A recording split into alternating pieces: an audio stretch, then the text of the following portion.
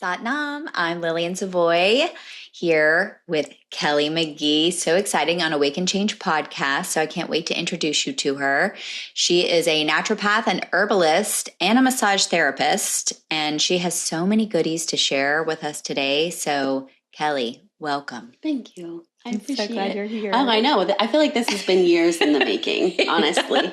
So Do you feel like we've lived like a few lifetimes together? Yeah, parallel. Parallel lives. Just like I'm in my little universe and you're in yours, and we're reaching our hands out to each other, like every once in a while, just to, Yeah. fist bump. Just a fist bump or heel. So like what put you on, and she brought tea.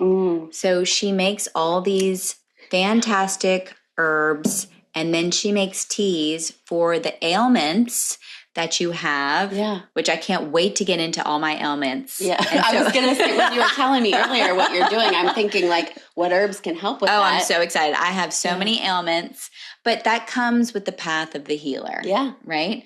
And I've also graduated to, I really don't call myself a healer anymore. Yeah. Do you call yourself a healer anymore? Mm-mm. Yeah. And I correct people when they say that too. So, I now empower others to heal themselves, right? Yeah. And, Facilitator. you call yourself a facilitator? Yeah. That makes me think of like educator. Yes. Yeah, educator.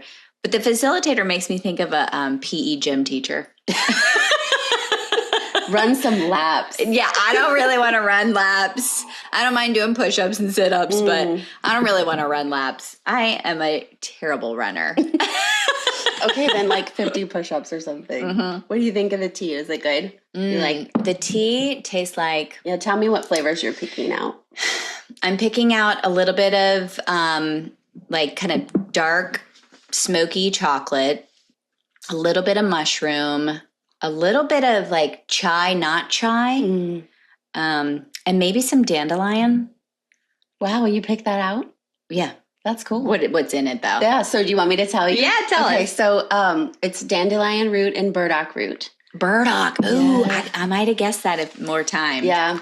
And then it's so strong, like, not this, but like in general. Yeah. Oh, it's a great herb. Yeah. It's a great herb. What is it for? What is burdock root for? It has specific action for the liver. That's why I need it. Yeah, that's why I pair them together with the dandelion, because they support each other's action. Okay. So what does the dandelion do? It's liver support. They have like dandelions like diuretic. I would say it's a little more diuretic than the burdock. So like fluid retention, Okay. So I might have to pause and go pee in a little while because that always makes me have to go pee.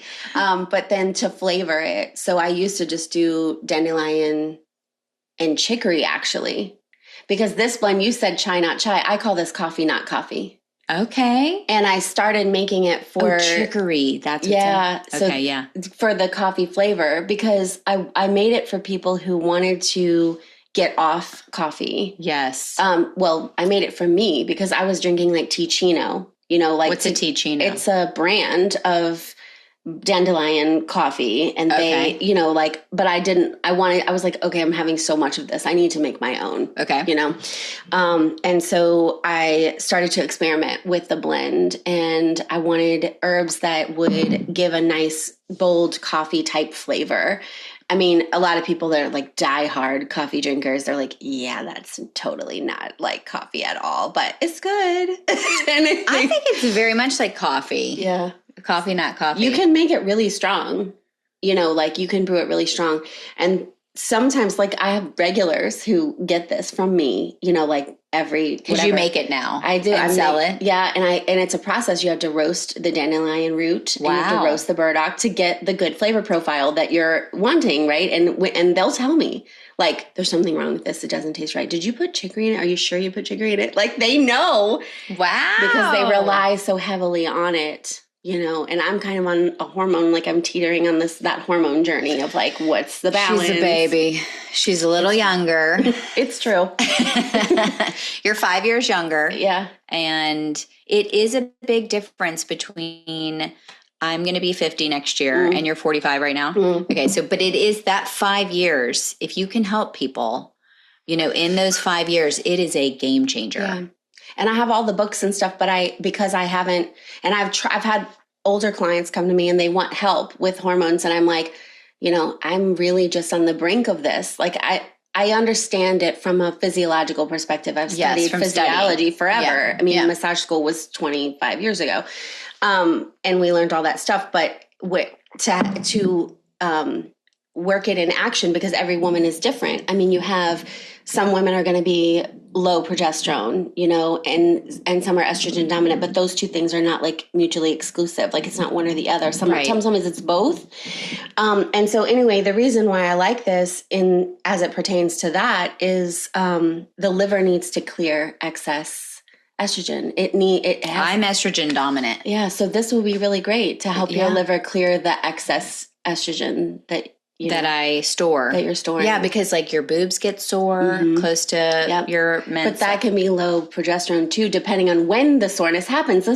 I'm telling you, it's a really interesting puzzle to play with. Well, I think hormones are, I'm starting to listen to Dr. Stacey Sims and, because everything else that I've read, and a friend of mine is really into like finding women that can help with hormones instead of all the studies that are out there that are actually performed on men and then tried to be put for us. But I don't take any hormone replacement therapy, and I don't plan to. Yeah. And I'm just going to go through it with herbs. Yeah. So good. We can try some things. So we can try something, and I can be your guinea pig. Yeah. And you can start working with the people your age. Yeah. And then you can work with people my age. Yeah. And then really like 10 years after me too, right? Because I was 50 to 60. I was referring out my 50 and 60-year-old women. Yeah. Because I'm like, I don't know how, I mean, we could throw some stuff. I've literally said these words to my clients. Like, I've got stuff. We can throw stuff at you but without having a cycle. And then I go back and say, well, what was your cycle like? Exactly. What was your bleeding like? What was your, what were you, there's different PMS types actually. So hyperhydration or cravings or like anxiety type, so mood swings. Yeah, mood swings. And so I always rage the day before my cycle. Yeah. And now that I've gotten my hormones balanced, I don't do that. Yeah. So that's a low progesterone thing. We want your progesterone to be high because that's the one that makes you feel good from halfway through this cycle to like from 14 back to 1 again. So interesting. Yeah, I know, and I had to learn this for myself because my eczema came back. Remember, you helped me with my eczema. Yes, yeah, and I came back. Yeah, but it's histamine and progesterone. It is histamine, but histamine is dependent upon progesterone levels as well, which makes sense of why you're telling me I'm low with progesterone because my little itchy patch came back. Yeah, but it's histamine, and that's why I love my hair analysis kit that I do.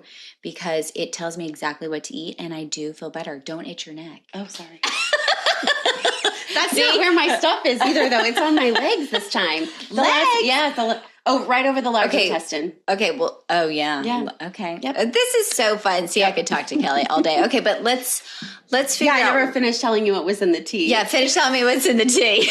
So it's dandelion and burdock, and then chicory. And then ginger, fennel, and cinnamon. So that's where you get the chai flavor from Okay, that makes sense. And then we talked about like adding sweetener, not adding sweetener. So the fennel, actually, when I first saw a recipe suggesting fennel, I was like, what? I don't want that. Yeah, fennel's strong. But when you brew it in a tea, it is sweet.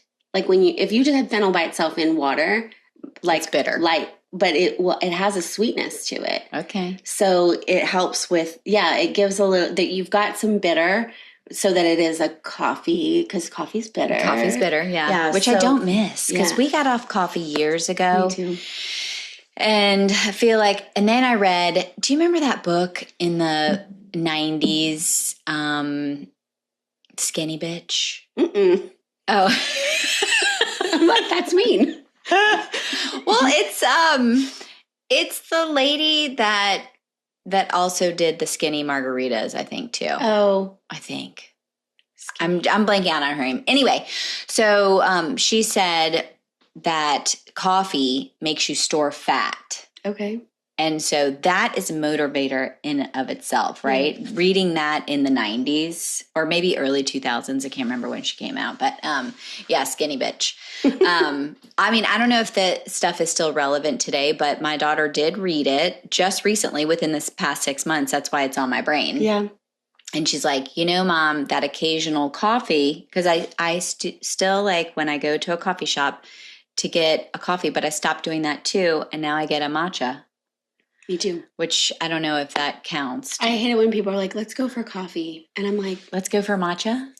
Let's go for tea. But I don't need to go anywhere for tea because I have all the teas. Tea. Yeah. I have it all. And now they're charging $10 for warm water. Warm water, which so really pisses me off because it's not even hot. Yeah, right. And you can't really make a good tea. Because that's the thing about this, because it's roots. You have to do hot. Yeah, there's 3. It's roots and seeds. I mean, the ginger is a root. The chicory is a root. So it needs to be really hot and it needs to steep for longer. How long? So I have a little label that I slap on this one when I'm selling it in pouches that says 5 to 10 minutes. Okay. And then if you want a more bold flavor, you have to brew it for longer and let it really sit in the hot water for a while. And I'll even do a rebrew with this later. My kids all drink it. And so when you say rebrew, are you putting it back into the teapot, yep, reheating it up? So since it's, look, show them your fancy French press. It's a travel French press. It's so amazing. So yeah, the herbs will go. I'll just pour more water on top.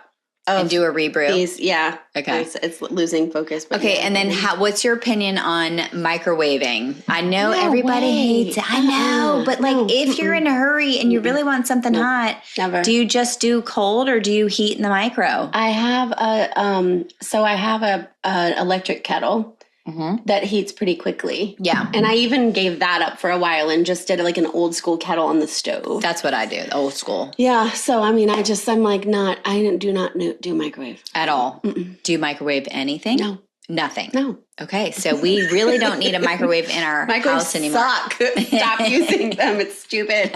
Yeah. I've had this argument so many times with different people and I'm just like, I changed my mind. I don't care. This is how I feel about it. Okay. I do not do a microwave. Yeah, no, I have a microwave, but I put a little EMF blocker on it.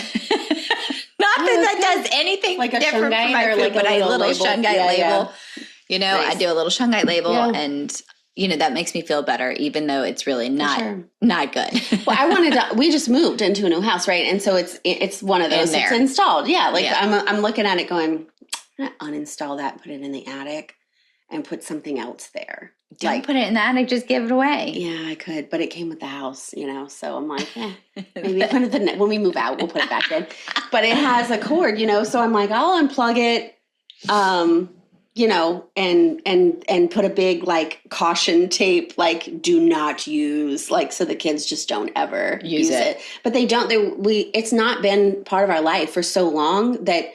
My little boys, the 11 and 9-year-old, they don't even know. They don't. They look at they're like, what do I push? I'm like, just don't. And so we have a toaster oven, and then they use the oven, and they're good at that. Okay, yeah. All right. Well, they get the little oven mitts out and their little tiny hand and the giant. That's a good idea for a Christmas present, a tiny oven mitt for Simsy, because he won't, he won't take stuff out of the oven. Yeah. We toaster oven in oven, but he won't touch it. Yeah. He's scared of getting burnt. Yeah. Okay, good. Thank you. You're welcome. I needed that. I feel like I wish I could make it for you, but I don't sit down and sew anymore. Kelly has multi-talents. So we could really much talk to her. She could probably solve any problem that you have today. Some people feel that way. I don't know. Sometimes I cause problems.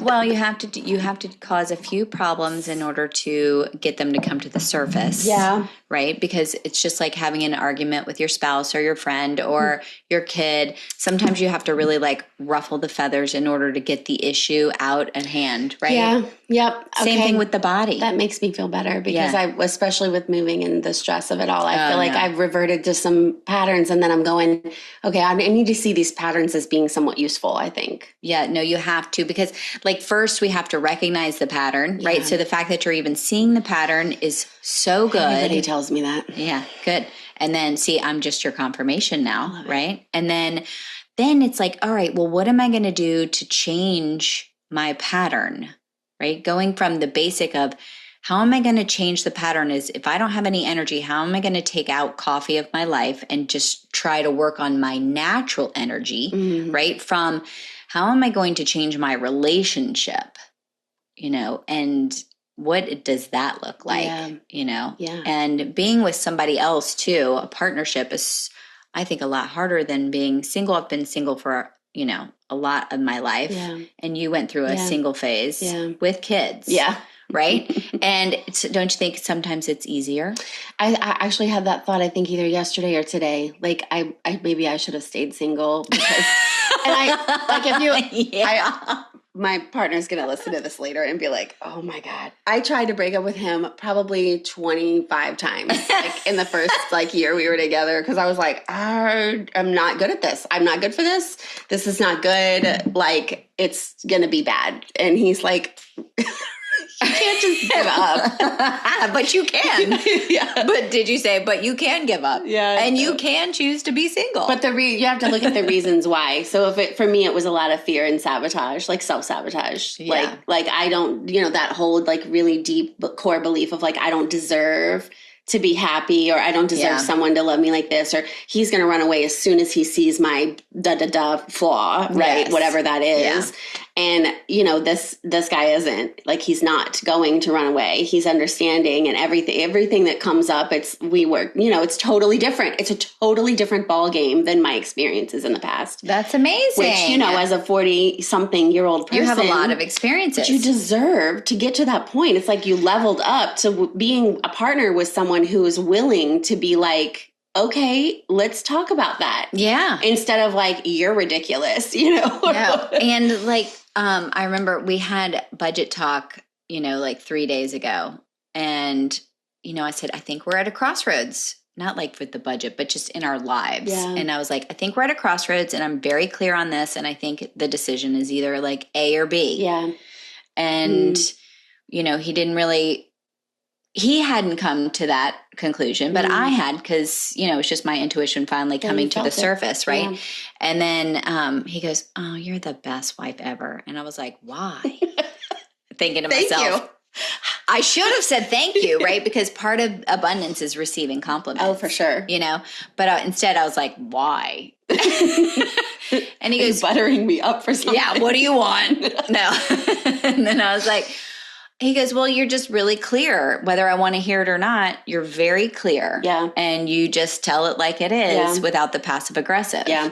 And I think that's what I've learned the most is the passive aggressive and the not talking about it bothers me so much more and makes me sick. Yeah. Physically sick. No, I like that about you too. Your directness. Yeah. Yeah. I know. That's good. But I am softening because I'm reading my human design and I'm reading all that. And it says, I'm a generator. But your era too. You're in this era. I'm in the era. But generator says, you have to, you're a doer, but you have to kind of sit back and let things come to you. Yeah, yeah. Do you know I'm a Mani-Gen. Oh, you're a Mani-Gen. Yeah. Okay. I'm just learning this stuff. It's new. It's good stuff. Yeah, it is good stuff. I didn't know what I was. You know who told me? Christina Ruska. You know her? Yeah. Yeah, she told me. Okay. She was we just started talking. She was like, you're a Mani-Gen. I was like, whatever that means.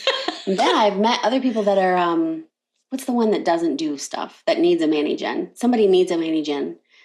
Are you sure it's not the generator, me? No, there's another one that somebody's going to comment and tell us, I'm sure. But I hope so. There's another type that they need a Mani-Gen to help bring their ideas to fruition. And I've met some really cool people that way who they identify and they're like, I'm a blah, blah, I can't, it's a, yes, it's a projector. Yeah, they're a projector and they need a Mani-Gen to bring their ideas out. And so to life. And that, to me, it makes me feel better because I've also had some failed business partnerships. Yes. Besides my failed relationship. Yes. I guess I can't say this was failed. Yeah, because how many kids did it come out of it? Four kids. Yeah, that's not failing. 17 years. That's amazing. Yeah. Okay, I mean 4 kids in 17 years. Yeah. I need to be together. Grateful. Yes, you are grateful. Yeah. I mean, your kids are adorable. How old are your kids? So Lila's 16, Jeffrey's 15, Trey is 11, and Mason is 9. So a you're girl in and it. 3 boys. And yeah, I love my teens. Oh, yeah. And like you kind of led the way with the teen. I mean, I wasn't privy to all of the things, but you know, some of the stuff that you shared with Julia, and it's been helpful to know other moms that are in it, you know what I mean? And they're just a little ahead of you on the. Well, Julia is now paving the way again. She's her own little paver. She's stopping college. Oh, good. And moving. Good. Where? Far away? You far. Can't say. Really far? Yeah, far. I know. That's going to be great. But it's funny because I don't want to say I told you so to her, but she said, well, Mom, you're the one that told me how do whatever. Yeah. Do whatever, and you're probably not going to like college. So because she's been a worker bee. Like, I really think in my heart of hearts, she will either run her own big company or she will run someone else's company, like a big company, you know, very profitable company. I mean, she is a worker bee. Yeah. So, but she needs herbs because she needs you. Okay. So let's do some ailments. Yeah. Okay. Okay. All right. So let's work with the first ailment. Let's work with, at this age, hair loss. Hair loss. Oh, and all my friends. And all your friends. Oh, I've been told about this. This literally is a thing. Yeah. And I have clients who are like begging me. So I have this great hair serum. And you know, there's Ayurvedic practices. I bet you had Caitlin Sanye yet. She would talk about some Ayurvedic practices of oiling ourselves. Yes. Yeah. But so I have to be just, that's a little complicated. It is. And I'm not ready to bring that in my life. Gotcha. So and herbs and serums I can do. Yeah. Ayurveda, you're like, yeah. Well, I mean, look, it's going to come in my life at some point. Yeah. So for me, if I can tell you, like and I feel the same way. You know, I learned a lot from another Ayurvedic practitioner. Yeah. Through COVID, actually, I did a year-long program, and the way her name's Paige, P Cool. I don't know what she's going by. Actually, no, she just started going by her yogi name. She got a yogi name from a guru. She just started going by her yogi name. I think it's Daya. Mai or something like that. Yeah, she's super cool. She's in the South Shore. Okay. And so anyway, what I took from my work with her, my learning experience with her was implementing regular practices. So talking about serum, this would be something that you would do somewhat regularly. Great. You know, just like doing a castor oil pack, you would do a castor oil pack every month or so. And so in that way, you're dipping your toes into these like Ayurvedic practices, but it's not like you have to live that way. Right, you can kind of take the pieces of the habits that help you feel that energy, like we were talking about earlier. Yes. Like, and so, the natural energy. Yeah, it is. Not stimulated by caffeine or synthetic or sugar. Even, I mean, and you know, I even can get on a little rant about devices because, you know, I love their hacks. Like we were talking about before we started, the frequency devices. Frequency the Hugos, devices. The Heelys. The biophotonic light machines, the Rife machines. They're there for us to use. I mean, human beings created them, and it was divinely guided knowledge that created, you know, the technology that came about, like Royal Rife back in the day. You know, he's kind of like the pioneer of it or whatever. So, or even Tesla, you know, Nikola Tesla was kind of a pioneer of it. So, but they were taking, they're just using natural frequencies, and they're enhancing those frequencies, and we're using them in our bodies when we use these devices. So there are ways to enhance your frequencies naturally. And so herbs is one way of doing that. My favorite way is drinking tea, but then you can do an infused oil. So I would take for the serum, the hair serum, I would take a plant material and put it in oil, like whatever oil I would choose to be the best oil for the application. The carrier. Yeah. Okay. So jojoba sometimes is the best. I love jojoba. Yeah. I use rosemary oil on my hair. Yeah. And the oil already. Like so essential oil. Rosemary essential. Mixed with the I don't know what their carrier was, but I can show you. Like like not coconut or, you know, it's jojoba. Not. It's very thin. It's more of a grapeseed. Light. Maybe. Yeah, it's probably grapeseed or something. So we would take, like, you can make, so a lot of people ask me what's the difference between an infused oil and an essential oil, because you mentioned essential oils. So let's go there.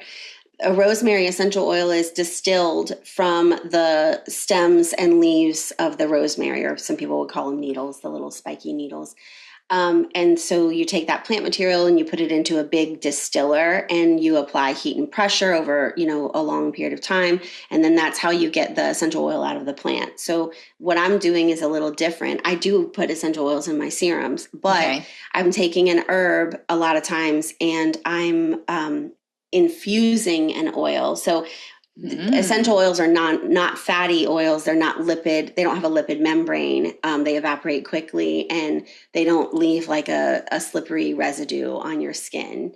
But infused oils do. And so if I'm taking rosemary and putting it like, let's say in olive oil, for instance, and then applying low heat, that's infusing the essential oils from the rosemary plant into the olive oil. So that's how they're different. Rosemary essential oil is very concentrated. There's no lipid membrane. And then if it's an infused oil, it's a lipid molecule. So our skin makes lipids. Yeah. So does it deplete as we age? Yes. 100%. And so that's why you have dryness in your skin, dryness in your hair. I kind of like the dryness because I always felt like I was somebody that had to wash my hair every day. Same. Yeah. So now I don't have to.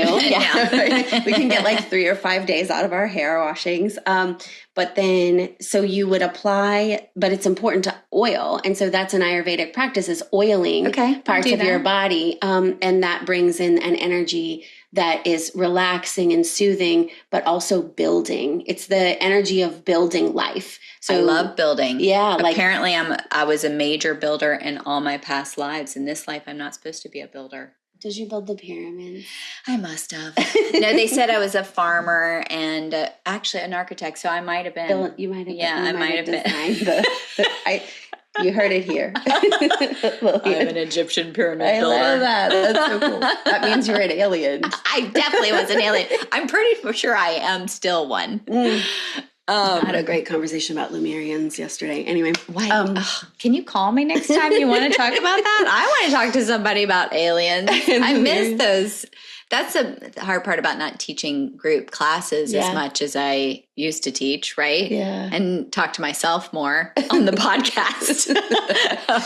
It's just a different kind of It's a group, but I have less alien conversations. Oh. Well, then maybe you need a series of aliens. Oh, well, that's a good idea. I know a guy. I'm sure you do. Can he come on the podcast? This is one of my clients. I loved him so much when we used to see each other all the time. He had gone through the Bible and highlighted every scriptural incidence of aliens. So he's like, right here it says this, but like, that's aliens. You see right there. It says it. And it was in the whole Bible. It. Oh, so good. Because then you really start to see like what his point was. It was seemingly valid to me at some point. I love that. Can we talk about that offline? Yes. Okay, so back to the serum. Okay, so you're going to infuse rosemary and a jojoba, and then you're going to what? I can add some other essential oils, but it's really like. And how often do we have to oil our hair? I'm only doing like twice a week. Yeah, that's probably good. I was going to say at least once a week, if not more. Okay. Yeah. And then to sleep in it. Do you sleep in it? Yeah. That's when I do it. Yeah. Yeah, right before bed. Yep. And then wash in the morning. So see, I'm already doing Ayurvedic stuff. Okay, good. Yeah. But probably not as disciplined as I need to. Yeah. You really could do it every day if you wanted to, but then you've got to wash the oil out. I can't wash my hair every day. Yeah, I wouldn't do that either. No. Okay, personally. So what about I just read the other day, and then we're going to go back to herbs, but I just read the other day how creatine is some people have hair loss with it. Oh, really? And in my little amino group, I take perfect aminos every day. Yeah. So in my little amino group, some people are adding creatine, and I drink creatine every day. Yeah. So, but I have noticed, I'm like, well, is it creatine, or is it hair, or is it age, or is it lack of progesterone, like you're saying? Like, how do people decide what it is? And obviously I have my own opinion, but I want to know your opinion, right? Because we are taught, we're not told, but we're taught on the health side of things. As a health coach, as a naturopath, we are taught not to hit things with one thing. Yeah. You have to do full body wellness, right? Yeah, Breath holistic. work, holistic. Breath work mixed with yoga, mixed with serum, mixed with diet, mixed with water, right? Mixed with sunlight. Yeah. Not just one thing. Yeah. So in hair loss, you can't just do one thing. Yeah. So what would you do with serum and what? I was just going to say that. I'm so glad you said that. I was also I was going to build a kit. So in the gift giving season, I do these kits of herbal products. And so I was going to make a kit. I'm not sure what else to put in it, like a scalp stimulator maybe or something. Ooh. You know, one of those like massagers things. I like that. Yeah. Or a special kind of comb or brush or something. But the serum and a tea. So there's a tea blend that you can drink that is, I can't remember all the ingredients because I just read about it not long ago, but I have all the ingredients. It's horsetail, oat straw, nettles. So it's a mineral. I love nettle. It's a mineral blend. If you think about the qualities of all of those plants, so what that to me points to mineral deficiency. Yes. So then regarding the creatine relationship, I go, is creatine causing or somehow lowering, minerals? And that might be why it's associated with hair loss. Yeah. Makes sense. I'd hate to say this, but I'd like to see some studies about that because think about it. Again, it's just now that women are starting to take a lot of creatine. Maybe we could ask Dr. Stacey Sims to be on the podcast. I'm definitely too small for her, but come on, Stacey I need to know her opinion. We need to know your opinion because about creatine is a male focused and a guaranteed study. But think about when they take it, they are probably experiencing hair loss. You think? Already. Definitely. So we don't have a study to back up our opinions, but we're both intuitive. So I'm just saying that if you think about, is it the creatine or is it the age? Is it the decline in hormones? And you know what I mean? Then people start taking creatine at this time of their life because it's purported to have all these health benefits that good people idea. at that age are typically looking for, right? And you're losing your hair just in general. I mean, I don't know. I don't want to blame the creatine yet. I need to see more. Yeah, me too. I need to know more. All right, that makes me feel manifest Dr. Sims, which she should want to come on because my son's name is Sims and she's a Sims. Yeah. Yes. I thought that when you said that earlier. We're probably related. She's a cousin for sure. She's definitely a cousin. Second cousin. A sister from another mister. Yeah. Okay. Okay, so the other ailment that I got for the first time in I'm not kidding, 20 plus years was a bladder infection. Yeah. Okay. Yeah. Now, because I had chronic bladder infections in my 20s, probably because I was having too much sex, Is there any such a thing? I just have to say that. Probably not. Sorry. Or I was just dating the wrong people, energetically. Bacteria. I was dating the wrong people back then, so, there's that. Yeah, that's a factor. But now, bladder energetically and spiritually is being pissed off. Are you pissed? I think there's always a little part of me that's always pissed because I'm a fire sign. I'm a Leo. I'm not, but I'm always pissed. I'm always low level pissed. You're low level pissed. I love that. All the time. Low level pissed. Okay, we're going to have to use that more often. But I think, being pissed is good because it gets you to change. And I'm all about awakening change. Right. The fire. It's fiery. I'm fire. I'm an earth sign, but I'm pissed all the time. Oh, that's funny. Okay, well, it is a new earth. Yeah. Right? And we have reasons to be mad is what you're saying? Exactly. We have, and you have to watch this on YouTube. I'll send it to you, but he's Devrumnik, I think I'm saying his name right, but he's it's a new sun. We have a new sun, an actual new sun. Yeah. And I'm thinking to myself, oh, okay, well, that's what's bringing in all this fire and it's heat. Regenerated itself. It's regenerated, and I feel regenerated. Mm-hmm. I have this newfound sexual energy, and it's just since when? The last couple months or last couple weeks or? Oh no, last couple months. Yeah, good. Yeah. And I think that's so why do I have a bladder infection? Because I'm pissed. I'm having, more sex and good sex. Yeah. And the bacteria is probably shifting in the body, right? So what do we do for... I also recently listened to a podcast with Peter Attia. Mm-hmm. Peter Attia, come on our podcast. Come on, Peter Attia. So, and he was with, I can't remember her name. I should know because she was so good. But they talked about loss of tone. You know what I mean? So it's like structural tone. Yes.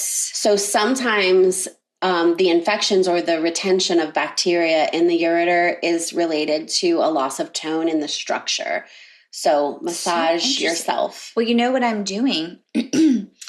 I'm sitting on a Yamuna ball 2 minutes a day. And this is for the fascia and the bladder and the diastasis up top.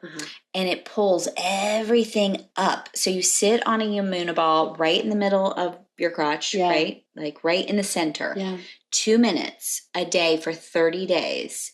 And it pulls all the fascia up and keeps muscle and pulls the bladder up and pulls everything up. So that motion, y'all can't see it, but the motion she's doing is like this. And so I would say massage. When I said massage yourself, I didn't mean, massage yourself. I meant like... Oh, I thought you meant massage myself. I'm like, I do. No, I'm saying go to the pubic symphysis, which is like right where the hairline is, basically, or a C-section scar. Yeah, stinks. And then you can just do that motion like she was doing, like to pull up the fascia yourself as well. If you combined that with the ball thing, also yoni eggs. I was just talking about that the other day because I have one, but I don't use it for my yoni. But I have a chrysocolla, which is all about manifesting. It's right there. Yeah. And that would be good. It's a little bit, it's on the big side, but it's probably from our friend Susie. I was going to say, since you all need to get in touch with Susie and get a yoni egg. Yeah, she likes a yoni egg. I was in a thrift store in Lafayette and found a yoni egg, and I showed my boyfriend, and he was like, a what? And I was like, a yoni egg. I'm like, this is somebody's yoni egg. And he was like, stop touching it. Back on the shelf. I was like, no. But it's a thing. And then I thought I need to get in touch with Susie because I don't know. You're supposed to start out with a smaller size. Well, yeah. I mean, unless you're used to big stuff up there. Yeah, I don't know. But so. For herbs for bladder infection, so another consideration besides loss of tone. Now, this is more like my naturopath brain versus my herbalist brain, but she'll come in a minute. But so you have loss of tone and structure, and how do we support the fascia of that part of the body? And we use massage or, fascia releasing or pelvic floor therapy or whatever.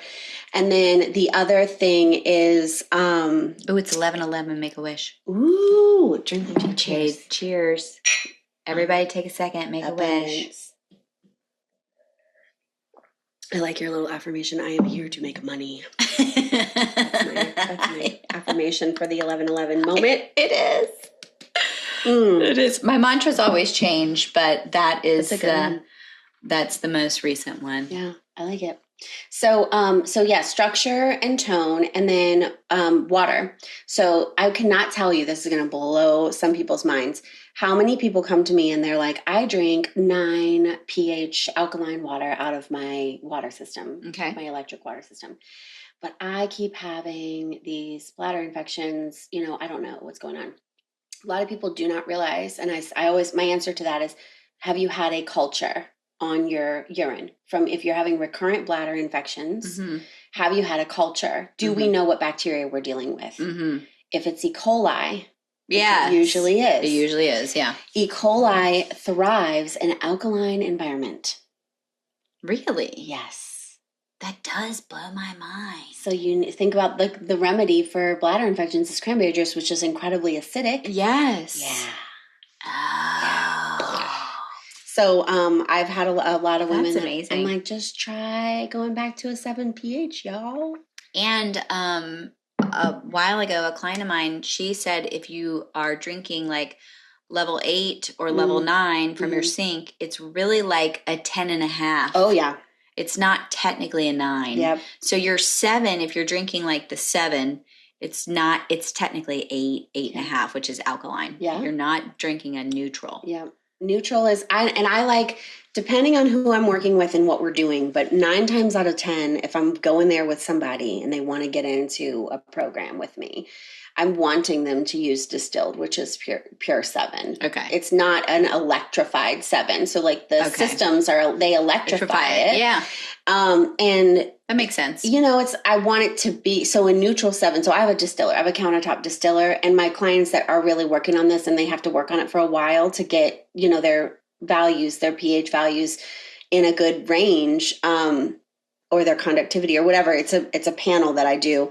And that's your naturopath stuff? Yeah, they need distilled because it's literally pure water. It's not anything. It's not acidic. It's not alkaline. There's no additives. It's completely pure. It's not, because the bottles like Smart Water, they are manipulating the pH with minerals, and so and then we can supplement with the right minerals for your body. Yes. Because everybody needs different supplementation. Yeah. And the minerals are cheap, and the water I can make myself with the distiller. Ooh. So my goal really is to sell the distiller? I do not sell the distiller because they're easy to buy. Okay. I have a company that I like versus just some random crap on Amazon. Well, maybe we can put it in the notes. For sure. For the distiller. Because it's an American company instead of, like I said, just some random Amazon whatever. Okay. I did not have luck with the Amazon distillers that are cheap. You know what I mean? Yeah, you paid. Yeah. Good. Paid and then had to, they broke down and had to return them and stuff. But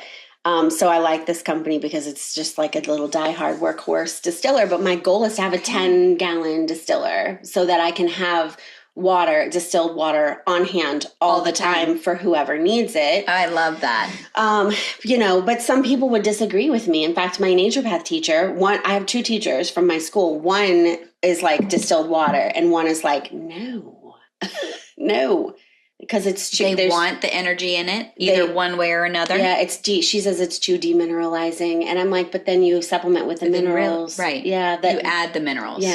Yeah, and it's easy to get minerals. Like grounding gives you minerals. Like you going out and laying in the sun. You know what I mean? So people don't realize. But so then to get to the herbs. So those are the first couple of things I would go through if somebody was saying they were having like recurring bladder infections. Okay. I would talk about tone. I would talk about water, and then tone herbs. And water. Yeah. So you could do to help alleviate the symptoms. So obviously, my first goal is to get you out of pain and discomfort. So if you're in pain and discomfort and you're literally having those burning, urgency, like, even cramping possibly because of how much swelling and inflammation is going on, corn silk. So the silk of the corn plant. And that's a Native. I've read that. Yeah, that's a and Native you boil American. It? Yeah, you just make it like tea. It's a Native American remedy. Yeah. And then lemongrass. I like to do lemongrass with it because lemongrass. Boil it? Yeah, well, make tea. So, okay. So I'll go through tea making because I don't really ever boil my herbs unless I'm making a decoction. So those are 2 different kinds of infusion. So I can talk about what those are in a minute. But the urinary tea, and then you can add other things to it, and then I, of course, always cranberry. But D-mannose is another great remedy for bladder infections that helps take that pain. I don't know what that one is. Excuse me. I think D-mannose is a amino acid. Yeah, I think it is. Okay, pretty sure. I'll have to check and see if it's in my aminos. Yeah, my friend Jackie told me and I was like, it was a game changer because I used to just get the cranberry, and she's like, no, get the D-mannose with cranberry. Okay, and I was like, well, that's a game changer as far as getting you out of discomfort. But the lemongrass tea and the corn silk tea are just corn silk by itself, and so when we, and it's crawfish season. Right. And I don't really eat crawfish. Oh, my God. I am counting down the day. Are you? Oh, my God. I eat so much arsenic. I have to do so much detox. For me, it's the salt. Bring it on. You love it so much. I'm stalking the crawfish people right now and see who's coming out first. Yeah. But, I detox so much when I eat it. Yeah. I'm doing foot baths. I'm doing teas. Yeah. It's just ridiculous. Yeah. But that's my... need it. I have to have it. Yeah. January through June, I am like a crawfish fanatic. So yeah, I'm like, I want oysters. No, I had to give those up. All I have to do is do a scan now, and you can see all the hepatitis that I've cleared out. Oh my God. Yeah. When I did my first scan and scanned for all the viruses, I had every hepatitis you could because I would eat piles and piles of raw oysters. Oh. Okay. raw oysters, cooked oysters, sauteed oysters, it didn't matter. I was a freak show. Yeah. And I did one scan and I freaked out. I was like, I'm going to die tomorrow. I have every hepatitis there is. And now it doesn't show up at all. That's amazing. I've worked on it so much, but I do not touch oysters. Yeah. Yeah. I mean, unless you really want me to have a very, very, very cooked one. Yeah. You know, like on the half shell. But don't give me any of those medium ones. Yeah. You better cook that shit. Yeah. Char grilled. Char grilled and like char grilled. I mean like on fire. On fire, burnt. I want all those bacterias and diseases out of it. So it's interesting because there are some people that are proponents of eating oysters regularly in order to get like the zinc, you know. I don't think that's worth the hepatitis. It's not worth it. It's not. I just don't. It's not worth the hepatitis. It's just not. I don't think, because zinc, you can get it. We can get it in so many other places. Right. But do you eat raw oysters? Yeah, but not all the time. Just every once in a while. Like, you know, a great while. Like maybe twice a year. Maybe she needs to scan me. I might need to scan you. I would be open to it. I don't even know. There's probably lots of stuff in there. Well, my mission these days as a health coach is to really, I mean, a personal mission. I would say I'm not doing this for other people yet. But for personal mission, I am trying to get rid of viruses from immunizations as a kid, from stuff like, you know, oysters, water, flu, COVID, all that stuff. Like get it out of my body for good. Did you have mono? Yeah, I got to get Epstein-Barr out, herpes zoster, HPV, you name it. Yeah. Get all that shit out of my body. Do it. Do you like raindrops? Yeah. I would love to do a raindrop for you. Okay. Yeah. Can we schedule that? Yes. Yeah, because I think like now all the stuff that I'm reading is they've said for 100 years, like we cannot get rid of viruses. But now my belief system has really changed and I think we can.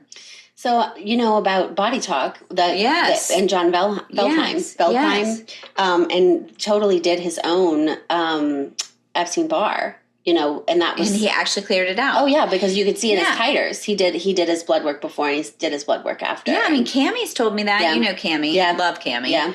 Cammie's told me we can get rid of viruses, and she's gotten rid of Epstein-Barr for people and this and that. So let's do it. Yeah. So what do you have a tea for viruses? So there are some deep immune supporting herbs. And tea, I was going to talk about this a little bit ago with tea versus decoction. So tea is a water infusion. Boiling your herbs would produce what's called a decoction. And not all herbs lend themselves to that intensity of heat. Yeah. So when I teach my class, I say, like when we do elderberry syrup, because elderberry syrup is a decoction, but I start with an infusion first. So that way I can teach the different like levels, you know, of infusing. But it's where you apply the heat. So like with tea, it's you're heating the water. So the heat is applied to the water and then the warm water is applied to the herbs. But in a decoction, and tea is just a, you know, common word for infusion. Like that's what, when I say infusion. That's what it means. Yeah. So, and then, so when you hear me say infusion, those two things are synonymous, which that kind of confuses some people. And then decoction is when the water and the herbs the heat is applied to both of them at the same time.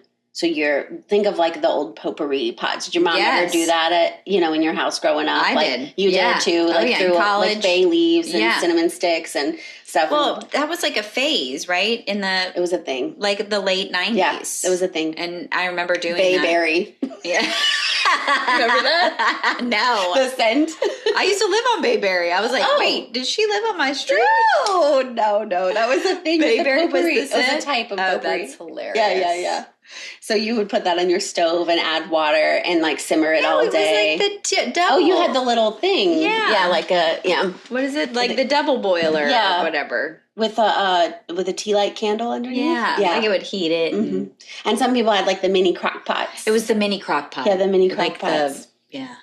But the old school way, like our grandmas would have done, on the stove. On the stove. Yeah. Okay.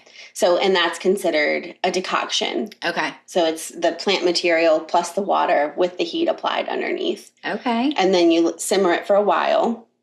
Remember when the water would run out of your mini crock pot and then it smelled like horrible, burnt, whatever? Yes. So you have to, kind of catch it before it gets to that point when you're simmering your herbs, right? And so the more intense heat process of a decoction is reserved for more dense herb material. So your barks, your roots, you don't need to do the thicker stuff. Yeah. If you have like light, like lavender and chamomile flowers, you're not going to be boiling them. No. Because then you're just destroying the medicinal properties. Yeah. Yeah. So. Okay. Now, where do you find all your herbs? Because we live in the dirty South. No, we live in a great place for herbs. Just kidding. I know. But because we don't have a winter. We don't have winter, so everything stays alive. Yeah. So like right now, we've got some of our greatest herbs are in vegetative growth, and unless we get a really hard freeze, they're not going to die. Okay. So you can kind of collect, depending on what you need, you can collect all year round. So I go out and wildcraft a lot of my herbs. So that means that I know where to find them.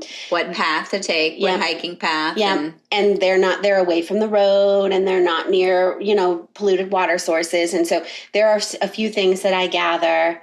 That's one of the things I don't know, it's kind of a deep topic, but I lived on 13 acres, and with my separation, I don't have access to the land where a lot of my herbs were coming from. Oh no. So I still could go over there, but I don't really want to, you know what I mean? And so that is a thing that I mourn is the relationship and with the herbs and the earth. I mean, that earth, it was a container for me to practice my work.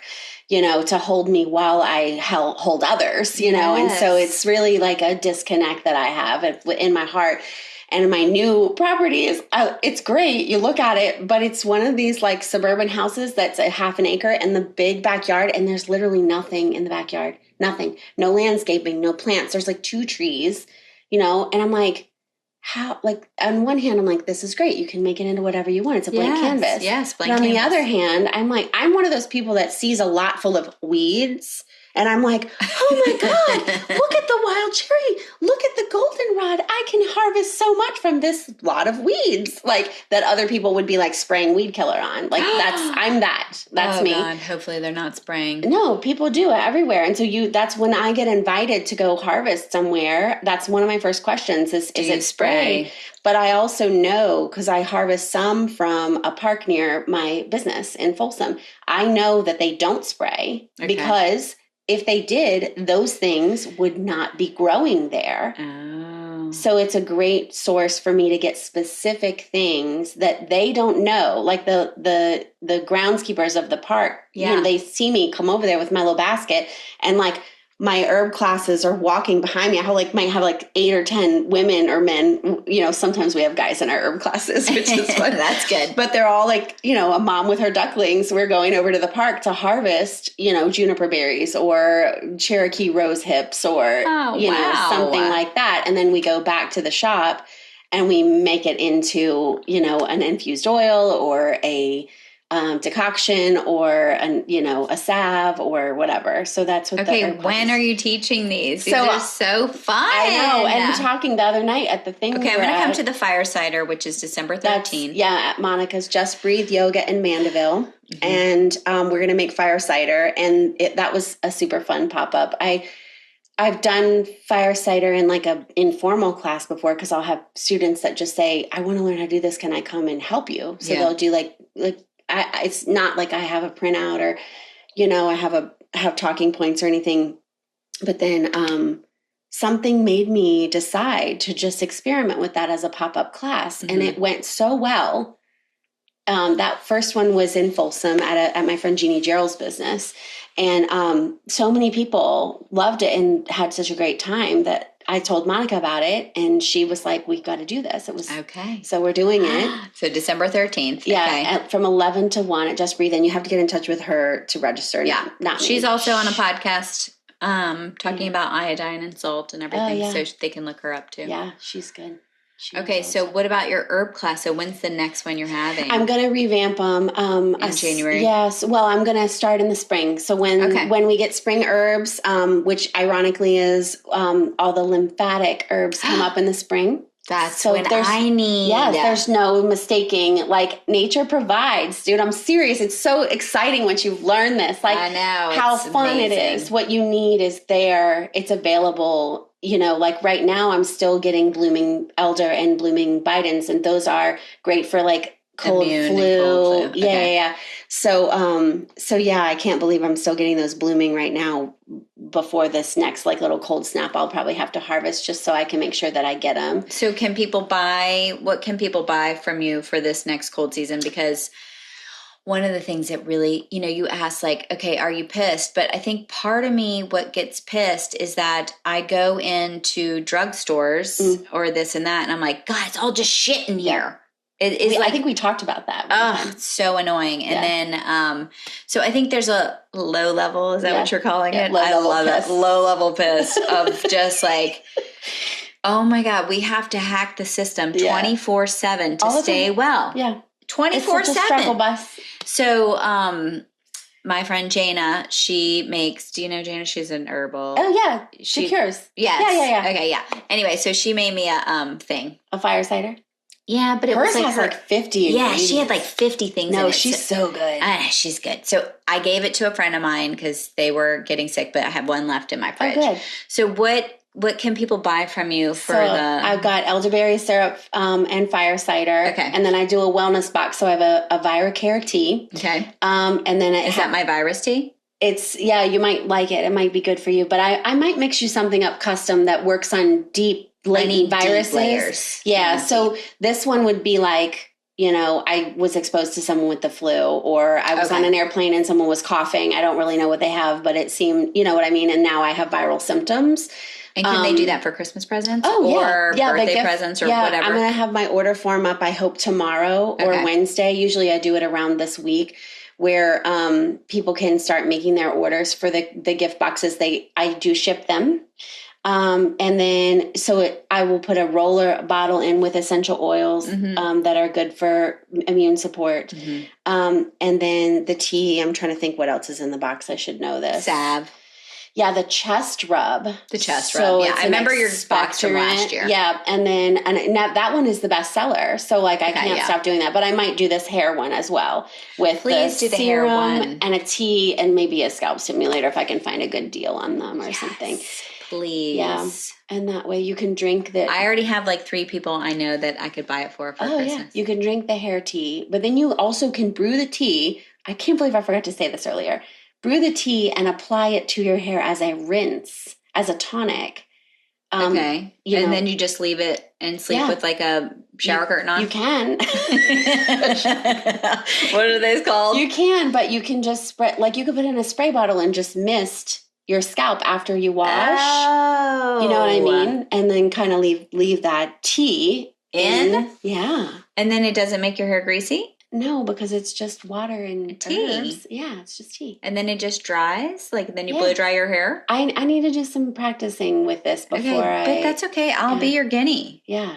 I'll just give you the tea and then you can do whatever you want with it. Drink it or bathe in it or wash your hair with it or whatever. And Donna tells me to do vaginal steams with her herbs, you know. I do yoni steam too. You do? Yeah. Okay. I love that. We did that as a group class one time.